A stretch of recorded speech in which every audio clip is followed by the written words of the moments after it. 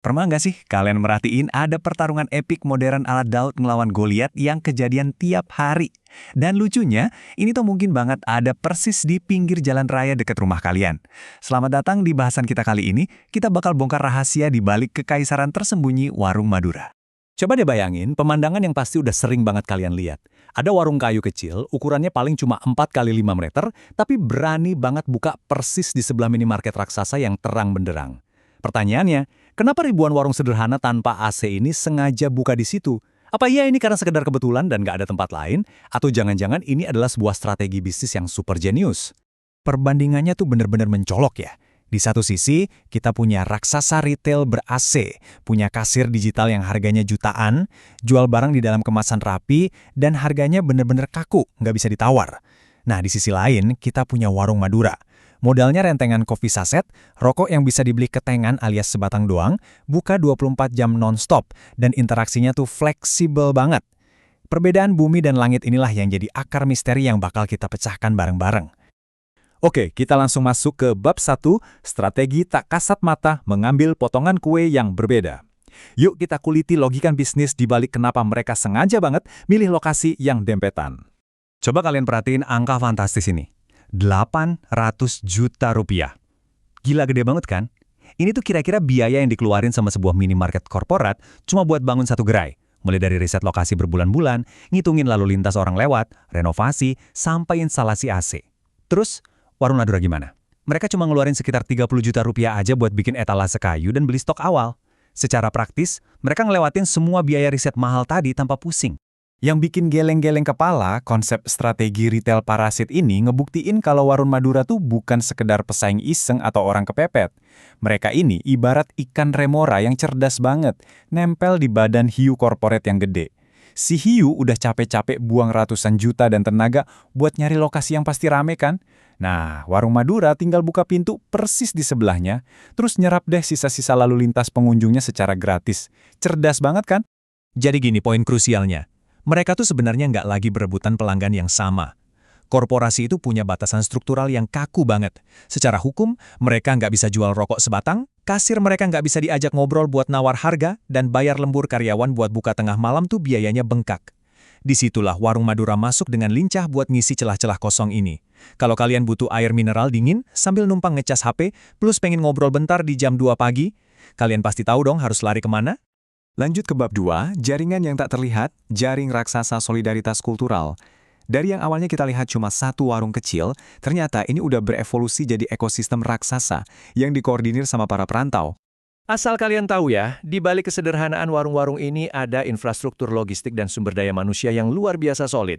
Ambil contoh Pak Hasan di Bekasi, dia nerapin rotasi keluarga buat jaga 3 warungnya. Jadi, keponakannya yang baru datang dari Bangkalan bakal digilir buat jaga warung bergantian. Rantai pasokan mereka juga jalan bareng-bareng loh, satu mobil box bisa nyuplai puluhan warung yang saling terhubung. Dan ini nih yang paling epic. Pas jaga malam, para penjaga warung ini bakal video call WhatsApp group, kadang sampai 6 toko sekaligus. Selain buat ngusir ngantuk, ini tuh semacam CCTV komunal alias sistem keamanan malam mereka. Epic banget kan? Nah, Nabel ini ngebongkar aturan emas mereka yang benar-benar dijaga ketat di tanah rantau. Kalau lawannya minimarket korporat, jarak 0 meter pun sikat, boleh banget nempel sedekat mungkin. Tapi kalau sama sesama warung Madura, aturan jarak 200-500 meter itu harga mati. Mereka dengan senang hati ngibarin bendera perang lawan raksasa retail. Tapi mereka nolak keras buat kanibalisasi atau saling makan pangsa pasar saudara sendiri. Tentu aja, di lapangan kadang tetap ada gesekan. Namanya juga bisnis. Nah, disinilah peran tokoh kultural bermain. Kenalan nih sama Mbah Kawi, salah satu sesepuh yang sangat dihormati di wilayah Jogja. Kalau ada pedagang yang bandel ngelanggar aturan jarak tadi dan ditegur nggak mempan, Mbah Kawi lah yang bakal turun tangan buat ngasih arahan. Ini tuh semacam sistem penyelesaian masalah ala mafia, tapi versi kultural yang penuh rasa saling menghormati. Jadi harmoni tetap terjaga tanpa perlu repot-repot sewa pengacara atau main somasi hukum. Mentalitas ini tergambar jelas dari omongan Faiz, seorang mantan nelayan dari Sumeneb yang sekarang ngelola warung di Bantul. Kata dia, saya merantau tidak untuk jadi kaya, yang penting bisa hidup dan bertanggung jawab pada keluarga. Kalimat ini ngebuktiin ketahanan mental yang luar biasa dari orang-orang ini. Faiz bertahan di warung kecilnya, murni buat nyambung hidup dan ngirim nafkah ke kampung halaman, bukan sekedar ambisi pengen jadi konglomerat. Niat yang kuat ini jadi bahan bakar utama mereka. Masuk ke bab 3. Mesin internal. mekanika ketat setingkat korporat.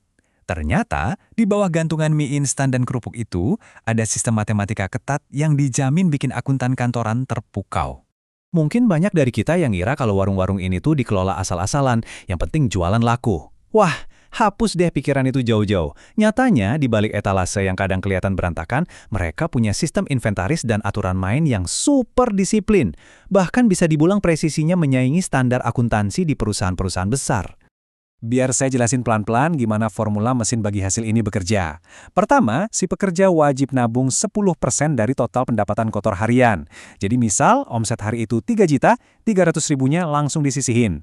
Kedua, tabungan ini dikumpulin tiap bulan, terus dipotong buat bayar sewa warung tahunan yang udah dibagi rata per bulannya. Nah, langkah ketiga, sisa uang bersihnya bakal dibelah pas 50-50, alias separuh buat si pemilik modal, dan separuhnya lagi buat si pekerja yang jaga warung. Transparan banget kan sistemnya? Tapi tunggu dulu, sebelum cuan alias laba bersih itu bisa dinikmatin, ada satu proses yang selalu bikin deg-degan abis, namanya ngecek. Ini tuh proses audit internal super ketat, yang biasanya dilakuin pas pergantian shift atau pas pekerja mau mudik. Di tahap ini, tiap barang, mulai dari karung beras yang berat sampai permen paling kecil di ujung toples, bakal dihitung manual satu-satu buat nentuin warung ini secara total untung atau rugi. Coba kalian perhatiin tabel konsekuensi ini, asli bikin merinding karena keras banget. Kalau pas ngecek ternyata stok barangnya kurang alias minus, si pekerja wajib ngeganti 100% kerugian itu pakai uang dari kantong pribadinya. Nggak ada ampun. Tapi kalau ternyata mereka jago ngelola stok dan hasilnya surplus atau lebih untung, kelebihan itu tetap harus dibagi 50-50 sama pemiliknya. Sistem penalti satu arah ini benar-benar ngebentuk mental pekerja yang disiplin dan jujur karena risikonya ditanggung sendiri. Sekarang kita sampai di puncaknya. Klimaks, kekaisaran retail tersembunyi. Mari kita mundur selangkah dan ngebayangin seluas apa sih dampak strategi parasit plus akuntansi ketat ini buat ekonomi kita. 20.000. Angka ini benar-benar bikin geleng kepala.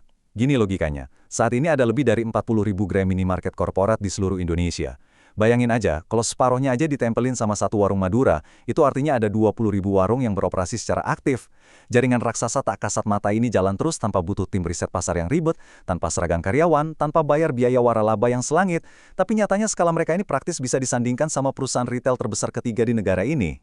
Ada satu kutipan keren dari Jack Ma yang bunyinya, "Saya berbisnis untuk wilayah yang tidak dimasuki orang lain."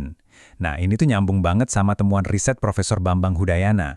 Etnis Madura tuh emang punya keahlian dan insting kultural buat ngerangsek masuk ke ceruk pasar yang dianggap sepele, remeh, atau dilewatin gitu aja sama pemodal besar. Mulai dari nguasain bisnis besi tua zaman dulu, sampai sekarang jadi kekuatan yang konsisten nantang hegemoni retail raksasa. Jadi, kesimpulan besarnya tuh begini.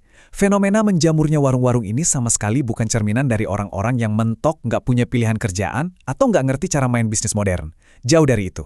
Warung Madura justru ngasih kita sebuah masterclass tentang kelincahan bisnis akar rumput. Ini adalah contoh sempurna dari model bisnis yang terdesentralisasi, super efisien, dan dikelola secara optimal, yang secara diam-diam ngebangun kekaisaran di jalanan kita, tersembunyi tepat di depan mata. Makanya, kalau nanti malam kalian keluar rumah dan kebetulan ngelihat ada warung kecil yang masih terang benderang persis di sebelah minimarket, kalian udah tahu pasti kehadiran mereka di situ sama sekali bukan sebuah kebetulan. Jadi, sebagai penutup bahasan kita, saya mau nanya nih ke kalian, sistem brilian apa lagi sih yang kelihatannya sederhana banget di sekitar kita, padahal nyimpan kejeniusan operasional yang luar biasa, dan kalian mungkin cuma ngelewatinya tiap hari tanpa pernah nyadar? Coba deh mulai perhatiin lagi sekeliling kalian. Terima kasih udah nemenin saya mengupas tuntas misteri ini, dan sampai jumpa di bahasan kita yang berikutnya.